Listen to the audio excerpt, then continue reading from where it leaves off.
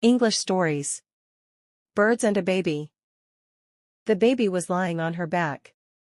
A blue bird flew in through the window. The blue bird had blue eyes. It sat on the baby's crib. The bird had a bell around its neck. The bell rang. The baby smiled. The baby reached for the bell. The bird shook its head. The bell fell off the bird's neck. It fell next to the baby.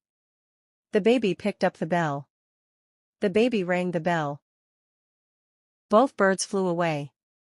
The baby started to cry. His mama came into the room. The baby smiled.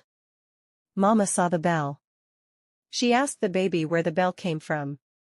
The baby pointed at the window.